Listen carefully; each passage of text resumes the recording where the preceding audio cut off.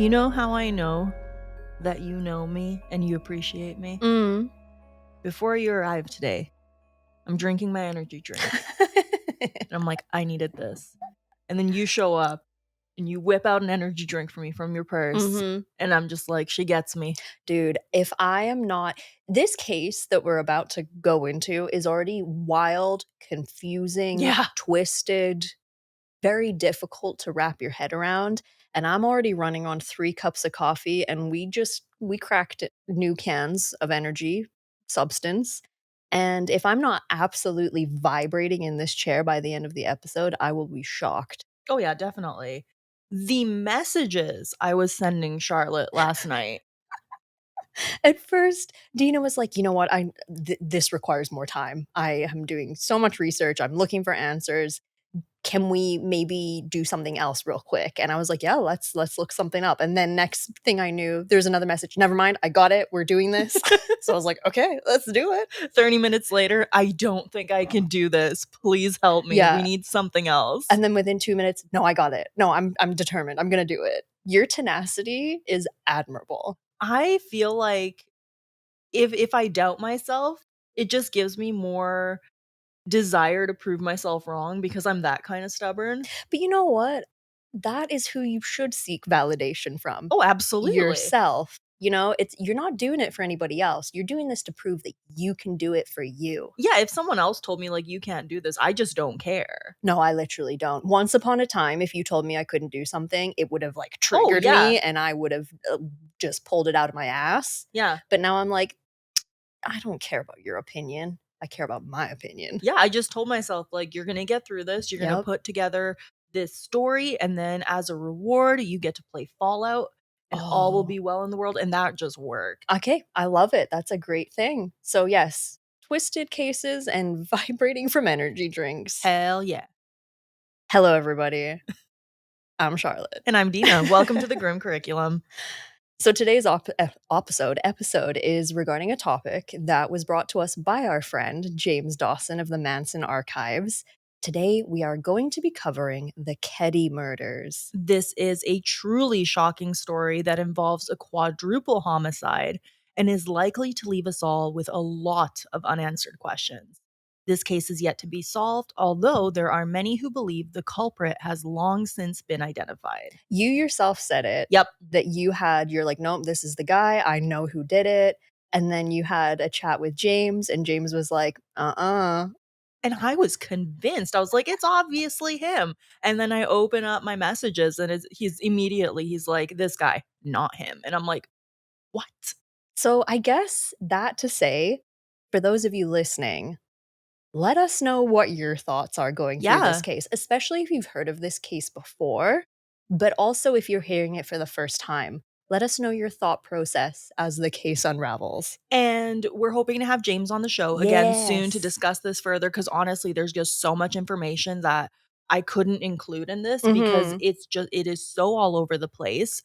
And at the end of today's episode, I'm going to read some of the messages I have from Oh, him yes. about some of the stuff he told me most recently. Okay. But I had been talking to him and I asked him if there's any other cases besides Manson that he finds as intriguing. And he immediately said the Keddie murders. And I want to thank him for the incredible research. This is definitely what I would call a corkboard and red string type of case. When you were messaging me, I was literally picturing that because I was like, oh, she's making connections. And then she's been like, oh, no, it's a dead end. I've lost the information. We can't go on. So then I'm picturing you literally like puzzling it all together. That was my brain. Like, we need one of those for the background here. We really do. It would be appropriate for sure. We can just put like little crimes and then like our dogs committing the crimes or something. I'd like it. As a slight aside, actually, since you've just mentioned it, in one of my previous jobs, my good friend that I talk about a lot, me and another friend who worked with us, we sort of pranked him a little bit with a corkboard and red string thing because he had some chickens and his chicken had gone missing. Oh no, you were on the case. And so we made him this, we went to the dollar store, we picked up a corkboard and red ribbon and everything, and we made him a little corkboard and red string to be like, who got your chicken? I love that. So yeah, we should. That's fantastic. Anywho. Anyways, we just want to say a quick thank you to James for his help. Make sure you follow him, Always. The Manson Archives. Yes. So the Keddie murders are so called because they happened in Keddie, California during the night of April 11th to 12th, 1981. The victims were Glenna Susan Sharp, her daughter, Tina Louise Sharp, her son, John Stephen Sharp, and Stephen's friend, Dana Hall Wingate. This is, like any unsolved case, an incredibly confusing one. We've done our best to piece together all the evidence as best as we can, and we're going to start with what we do know and discuss our suspects a little bit later. And we mentioned it before. I'm going to go ahead and say this is the most confusing case we have covered. I would imagine so. Yeah, knowing what I know about the case, I don't think there's any other that comes to mind that's had quite this many twists and turns. Well, what it is with this story is a lot of the time, the more information that you get, the more things tend to make sense. Yes. And with the amount of information that we have on this one, the more I read about it, the less it makes sense. The less I understood. And the more I was like, well, who's this person? Yes. Why is this person involved? Why is this relevant? And it's so much weird information, and it's confusing. That's all I have to say. You're absolutely right. It's one of the few cases where more information just got worse because they became red herrings and drove people down rabbit holes that had nothing really to do with anything or were completely irrelevant. Yep. Anyway, let's get into it. Glenna Susan Sharp, who we will be referring to as Sue, left her husband Jim in April of 1979. Together, they had 5 children: John, 15, Sheila, 14, Tina, 12, Rick, 10, and Greg, 5. She drove to Missouri, where her mother-in-law lived, and stayed there for 2 weeks. She then relocated to Quincy. That fall, she moved to house number 28 in Keddie. Something important to note is that Keddie is incredibly small. It was only recognized by the census in the year 2000, and as of 2020, the population was 51 people. It's in an area of 1.7 kilometers squared, and most of it is treed land. At the center of Keddie is the Keddie Resort. It boasts 33 rustic cabins that were able to be rented for around $170 a month. Man, I'd move in for $170 a month. Move into the forests of California to live in a cute little cabin? Right? Sign me up. Nearby was a stream as well as hiking trails. By all accounts, it was a nice, quiet place to stay, whether it was long-term or just for a weekend getaway. The house that they had moved into was much larger than their trailer, and by all accounts, they were excited to be living there. On April 11th, 1981, at approximately 11:30 a.m., Sue, Sheila, and Greg were visiting their friends, the Meeks family. They left to get Rick from baseball tryouts in Quincy, and as they were driving, they saw 15-year-old John hitchhiking with his friend, Dana Hall Wingate. They gave them a ride back to Keddie, and a few hours later, the boys hitchhiked back to Quincy and were spotted downtown around 3:30 p.m. Witnesses would later say that they were seen near the Gold Pan Motel in Quincy. The last known sighting of them prior to the murders was between 9 and 10 p.m. Sometime after that, they went back to the house in Keddie. That same day, Sheila had plans to sleep over at the home of the Seabolts, who lived next door in house number 27. We know that Tina had spent some time there too, but returned home around 9:30 p.m. She had wanted to spend the night, but Sue had told her to come home. 12-year-old Justin Smart was sleeping over at cabin number 28. At some point in the evening, John and Dana also returned to the home. When I was researching this, I almost felt like I wished that I had, like, little houses that I could write on just to track, like, who is in which house. Yeah, and, like, little, like, figurines Yes. with their names on them, because there's a lot of names happening It's here a already. lot of people. Yes. And this community was very close. In a lot of ways, it was very troubled. Okay. And, yeah, you see, okay, well, this person lives in the cabin across. This person lives in the cabin next to them, but they were in this one that night. Yeah. This one was in this one. And it's just, you can see where the confusion comes from. 100%. On the morning of April 12th, Sheila returned home. The scene she was met with will haunt her forever. At some point during the night, someone had entered the home and murdered Sue, John, and Dana.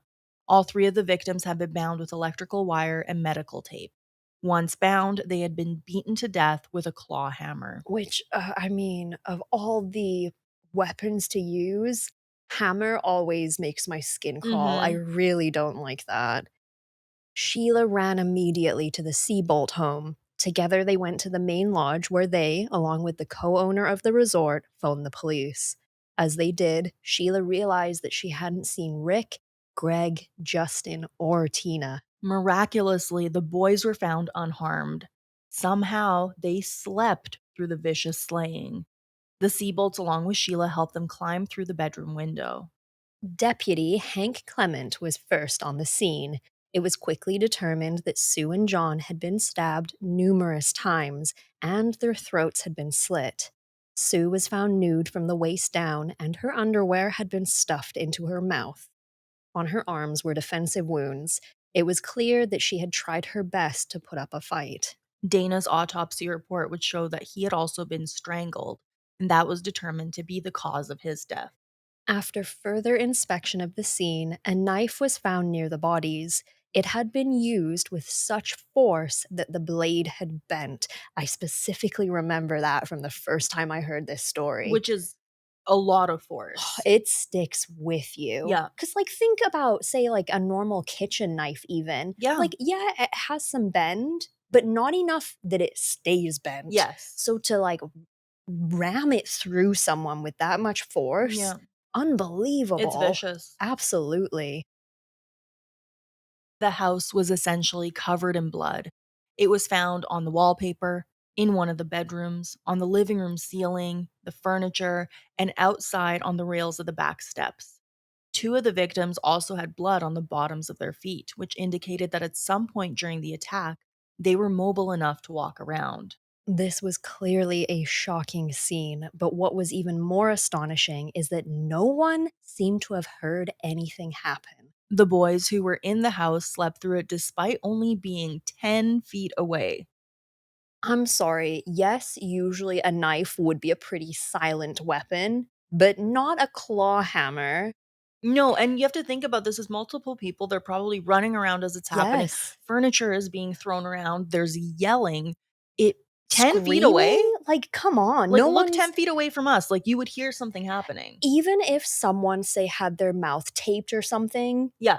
they're gonna make noise if you're trying to stab them or hit them with a hammer. Yeah. And like you said, the fact that their feet were covered in blood, or rather the bottoms of their feet, indicated at least A, that they were standing at some point, Yeah. but B, that they were probably walking around and moving around.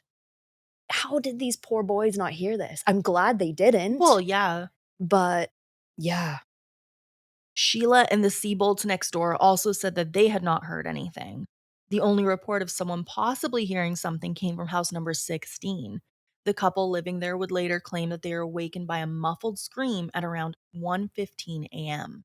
Soon after the police arrived, there was another shocking realization. 12-year-old Tina was still nowhere to be found. A search and rescue team was called in, and they scoured the nearby area with no luck.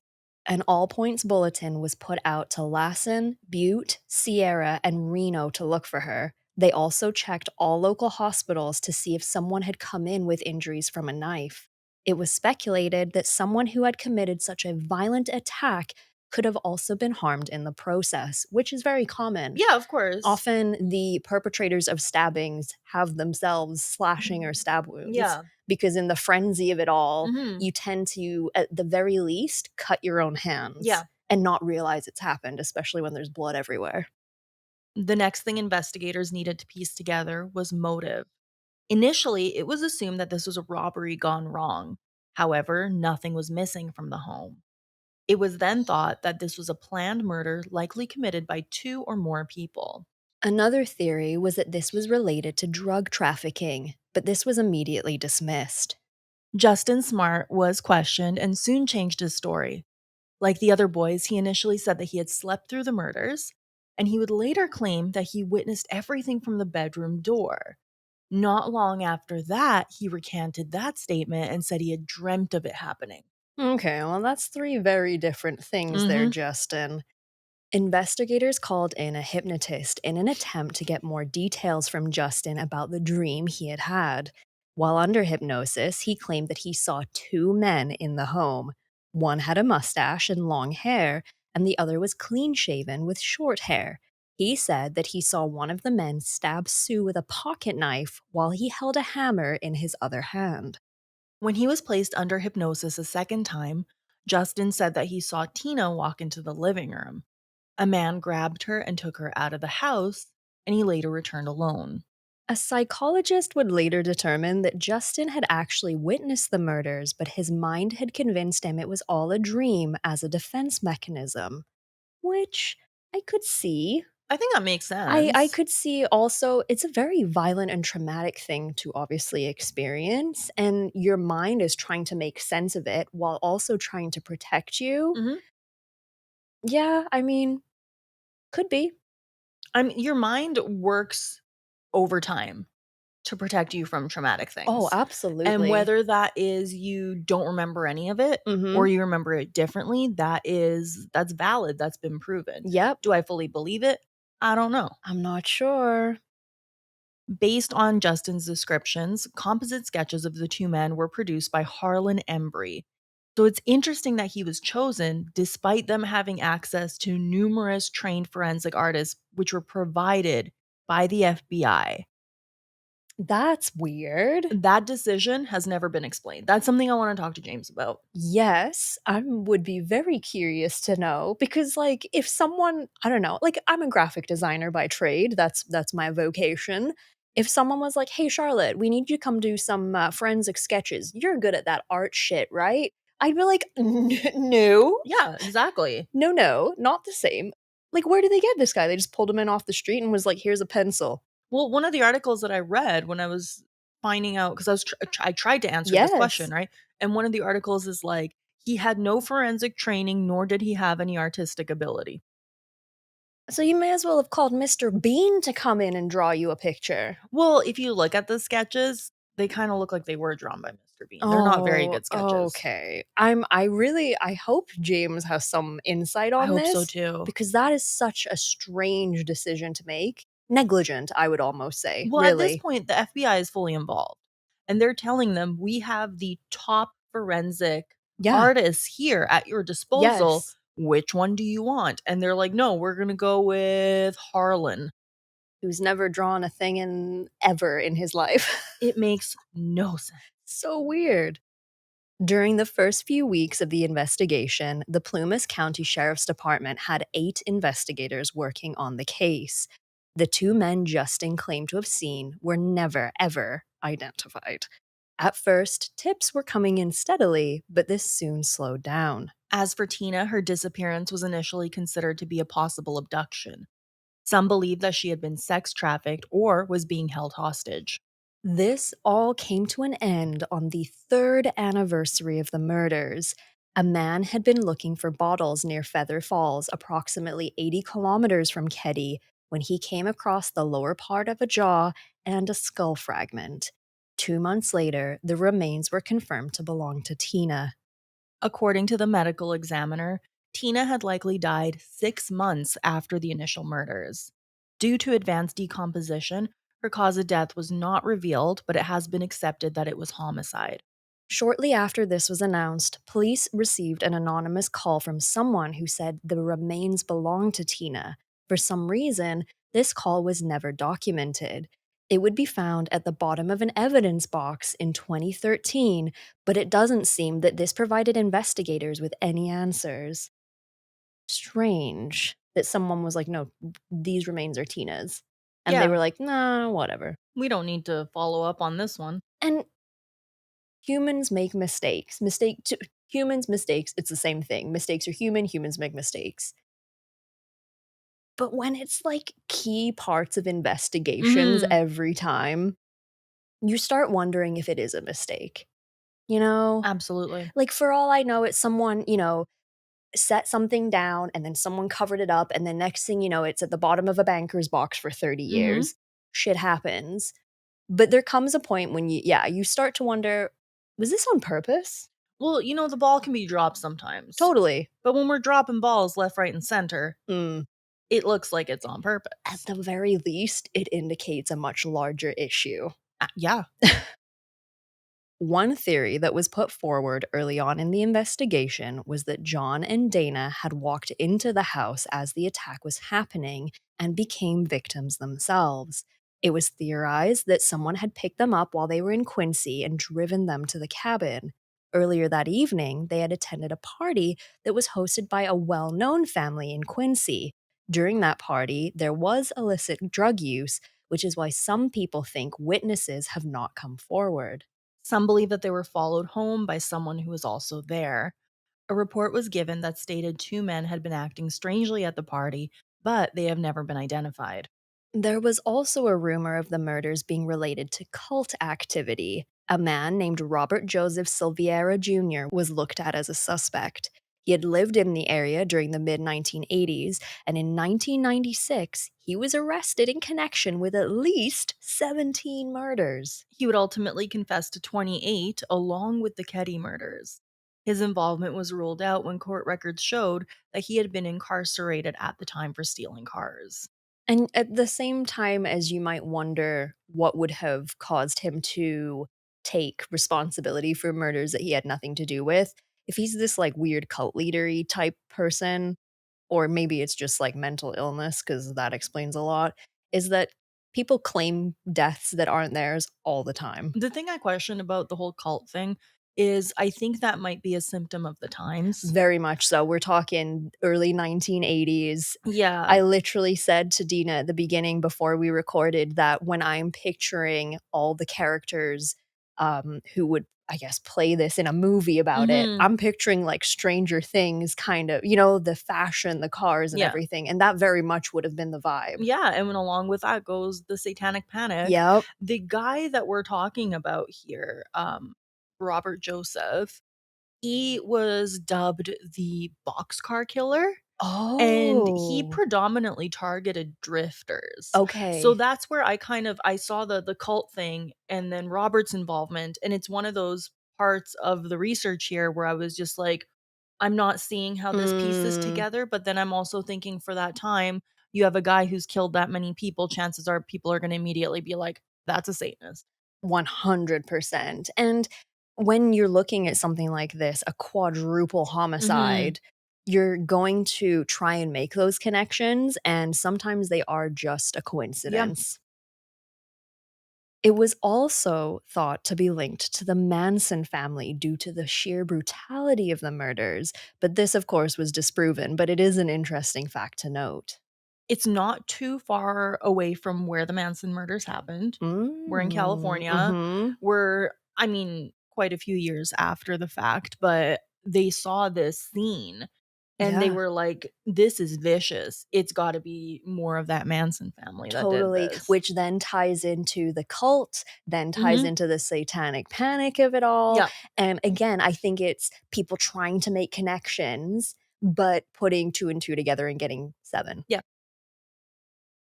Two of the suspects who most people believe committed the murders were actually the first to be investigated. To this day, they remain the lead suspects. Their names are John Bobity and Martin Ray Smart. Martin was Justin's stepfather who lived in a nearby cabin. At the time of the murders, drugs were a huge problem in Keddie, and Martin was heavily involved with that scene.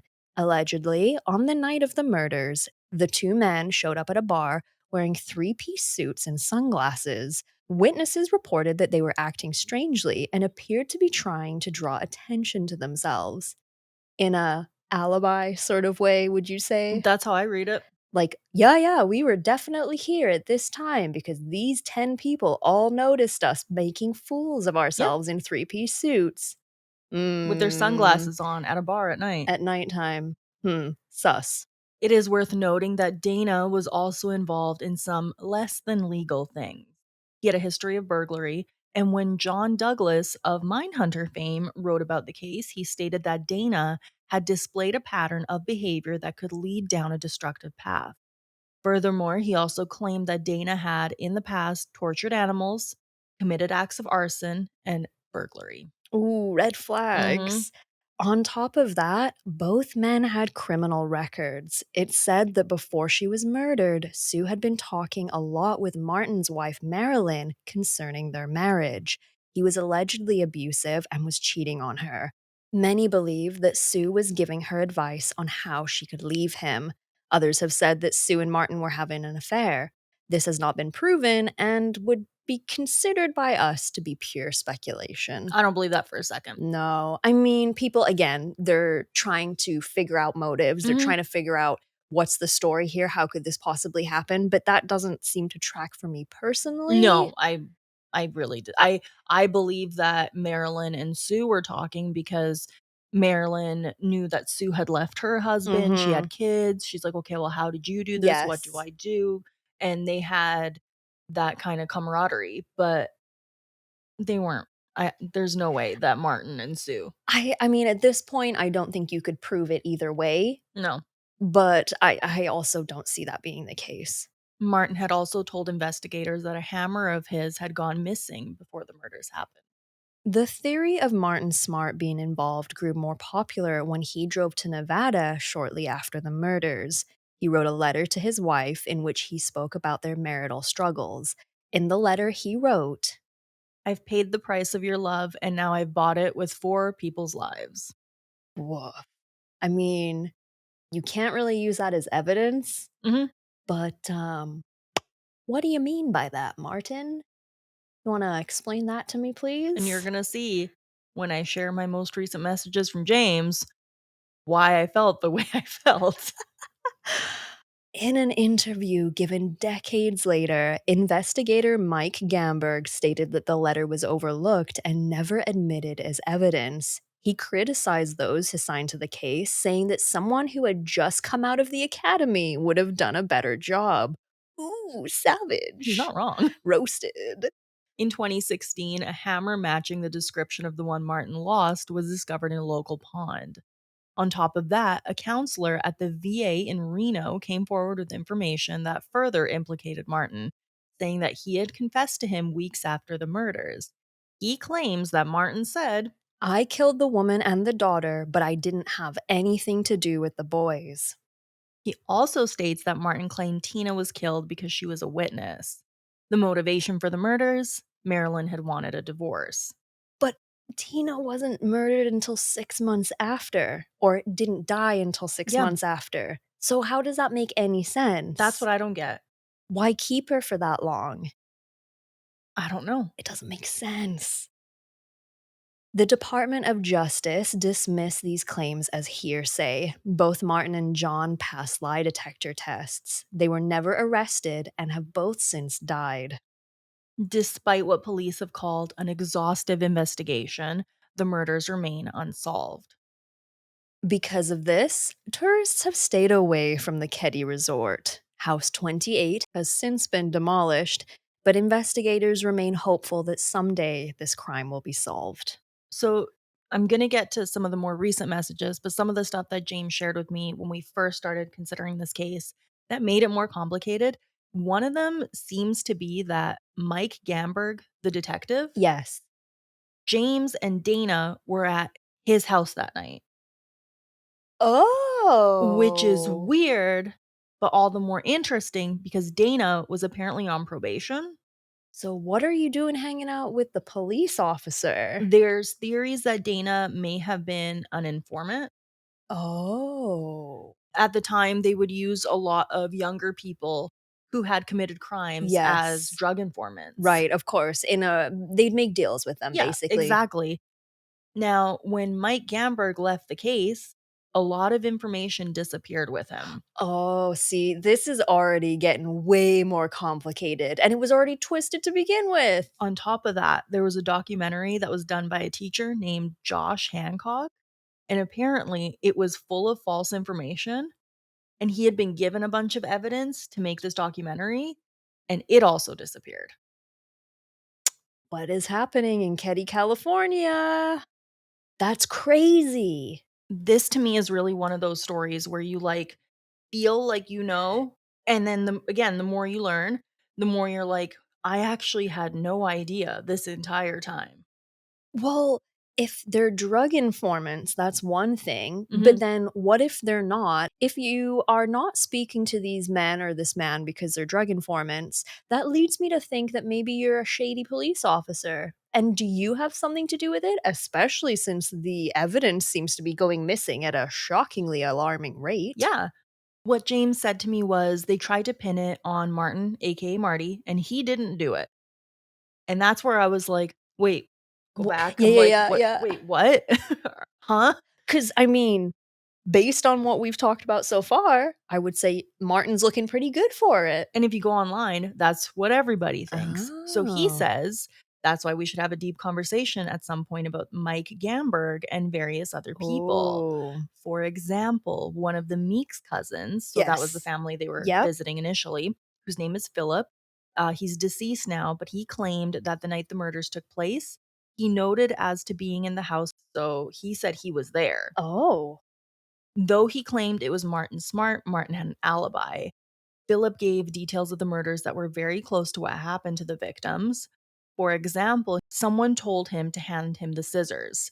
He got a pair of scissors off the windowsill, and John Sharp was stabbed with scissors in the neck, which caused a butterfly-like wound. Oof.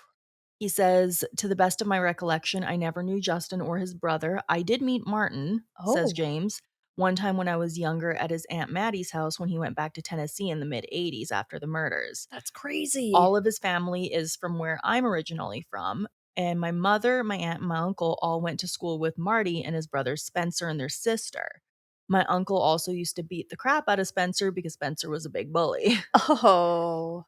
I So didn't realize James had such a close personal connection. That's crazy. neither did I. He said that, and I was like, holy crap. Oh my God. The amount of times we ask for people to write in or message us if you have these connections, because it provides a lot of insight into what's happening. Yeah. And we talk about it all the time, but James is a fantastic literal archive of knowledge, but he has a personal connection to this. That's Yeah. crazy. And that's why if he's saying it's not Martin, I'm inclined to exactly, believe that. I'm like, I feel like you are a trusted source, James. But the entire time I'm reading this and the entire time I'm researching, I'm like, it's obviously Martin. And even looking at like, I always, when we're doing a case, I always like to look at Reddit threads. Yes. Because then I get to see other people's theories and things like that. Yes. And everyone says it's Martin. But there's something else here. There's something that's missing. And to me, it goes back to all of the decisions that were made. So, like the sketch artist, things not being taken into evidence, evidence going missing. Yeah. Because if you knew who actually did it and thought that someone had actually seen them, when the FBI starts talking about sketch artists, that would be very unfortunate for you. Yeah. So, of course, you'd throw in a ringer, a bad ringer, I should say. Oh, this very much, and I mean, same sort of era, very different case, but West Memphis 3, how the police and everything was all involved, and that's a very complicated case as well. But happening around the same time, different coasts of the US, obviously, but there's clearly a tangled web here that we have not been able to unravel in all these years. Yeah. I don't think I don't want to be a Debbie Downer and say I don't think we will see the end of this, but to me, there's just so many unanswered questions. Yeah. It's not just a fact of we don't officially know who the killer is. It's why was Tina taken? And why was she supposedly kept alive for 6 months only to be probably murdered and ditched? That's what I don't get. So, I mean, I don't know if this theory has been explored, but was Tina the true target and everybody else just got in the way? Was Tina just a byproduct of a horrible situation where it's like, oh, we've murdered everyone else. Let's take the girl and see if we can traffic her or something? Yeah. From what I've read, the agreed upon theory is that the main target was Sue. Okay. Because of the divorce thing, I'm assuming. If we're looking at Martin. Oh, but if Martin's out of the picture, then that doesn't make any sense either. Exactly. So the two main theories are either that Sue was the target. Yes. The other theory is if it wasn't Sue, that the targets were John and Dana. And that anybody else in the house just got caught in the crossfire, so to speak. But that, I mean, don't get me wrong. I'm sure there's a lot of gang-related violence that's incredibly horrific and, drug-related and stuff. But, like, for petty small town drug shit, this seems like way, Yeah. way overkill. And maybe the person who did do this is just an absolute nutcase crazy person or the multiple people that were involved. But yeah, for small town drug shit, that seems like way overboard. To murder basically an entire family. Yeah. But then maybe that's me being naive about the drug and gang world too. I don't know. It's a lot. I mean, if anyone has theories or insight or anything, please let us know. If you think it's Martin and you think that we're wrong in that aspect, please let us know why. If you have someone else in mind, please let us know. Yeah, and I mean, we're gonna be unpacking a lot of this with James. Yes. There was a lot of information that I feel like we could have included in today's episode, but I want to discuss it further with him. So we'll be talking to him very, very soon, and hopefully making this make a little bit more sense, although I am not holding my breath. Well, like you said quite a few minutes ago now, the more information we get, the more questions I have. Yeah. It doesn't answer any questions, it just proposes more. Yeah. So yeah, that's the Keddie Cabin Murders. And you can see why I consider this to be our most confusing story we've ever told. There's certainly, as you say, a lot of different players happening here. And you almost do. You need like a diorama with all the cabins, all the people. So it's like, okay, well, who is at whose house? And this is cabin 26, and that's cabin 27 and 28. So who is where? Who's coming and going? Who's showing up at what time? And also looking at who lived in the other cabins too. Because one of the things that James shared with me is that one of the cabins, the person that lived there had been charged with sexual assault not too long before the murders. Oh, so everyone in this little teeny town was shady as hell. Yeah. Craziness. I think it's very shocking because it's such a small little area. Yeah. This is, for lack of a better term, this is big city violence in a very, very, very small, I wouldn't even call it a town, a hamlet, a village. It was a hamlet. Yeah. But here's the thing, when you're looking at a place where you can move somewhere and go live in one of these 33 rustic cabins for $170 a month away from everybody. Yeah, that's true. What kind of people is that going to draw in? It might draw in some people that are like, hey, I just want to spend the weekend here, or I want to get away for a little bit. But those kind of places also tend to attract folks who don't want to be seen, who don't want to be, on the radar. That's very true. Oh man, this is gonna have my brain spinning for the rest of the day, especially with all the caffeine coursing through my veins. Same. Oh my goodness. Well, let us know your theories. I'm very excited to hear what James has to say. Oh my God, me too. I can't wait. Alrighty, well, we are in the, of course, outro of this particular episode, so thank you for sticking with us so far. We like to give a big shout out to the wonderful folks across all the platforms that support us and have been supporting us since 2022. Crazy. Are we turning 4 in March? We're turning 4. We're about to go to like kindergarten here. I know. Crazy. But anyway, for the beautiful folks who have been along with us for the journey, who have joined us more recently, we appreciate the absolute heck out of you guys. Yes, we do. And over on Patreon, we have a few different fun things happening, but we always like to give a shout out to the beautiful Grim VIPs. Thank you very much to Mayhem Mudkip, Lisa, Nova, Kevinus Musicus, Brian, Bob, Paranoid Pop Rocks, Steven Centauri, Judy, Yegpla, and Atlantean Jedi. Woo, thank you. And if you want to check out the Patreon too, you can do so for free. We've got early episode reveals every week, so you can see what's coming every Saturday. If you want to throw a couple bucks our way, we've got a couple of different tiers where you can get access to the Discord. We have video versions for all the paid tiers of our episodes. So if you want to see the faces that these voices come out of, you can do so on Patreon. Yeah, you can. I also just put up a sale yesterday that's going to go on for the next, I believe, week and a half, 2 weeks. Very nice. And it is, I think, 50% off of your first month. So check it out. Awesome. Also, last week, if you listened, Dina, I don't know where. Grim Dina, I think, is where I was going. That Greena sounds very like European. It does. Dina mentioned that I had a design done for our stickers, but I haven't put it up on our Grim Curriculum merch store yet. So I'm in the process of doing that. So likely by the time you're listening to this episode with your beautiful ears, that will be a new design up on the merch store. So go check it out. Heck yeah. And there's a sale on the merch store right now for Black Friday. It'll be going on for a couple more days. I am wearing some of our merch right now. Yeah. Woo. And it's comfy. I like it. The design's great. Dude, I have been wearing the shit out of my, I think it was the Mothman baseball tee. Yeah. They're oversized. So if you are a lady, you may want to size down for them, but I got a medium. It's baggy as hell on me, but it's so soft. And I have been wearing it around the house as like my pajama shirt, my lounge shirt. So good. We already need to do another order for ourselves because like there's so much good stuff. I love my new hoodie as well. Yeah. I think I just need to go get it in all the colors. Not a bad idea. So you should too. Thank y'all so much for listening. This has been The Grim Curriculum.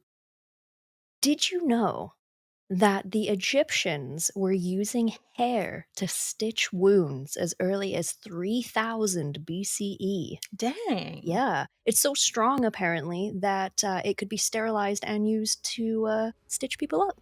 Fascinating. I wouldn't recommend you try it these days. Don't do it. But for the Egyptians, it was a pretty good way to seal a wound. Love it. Bye.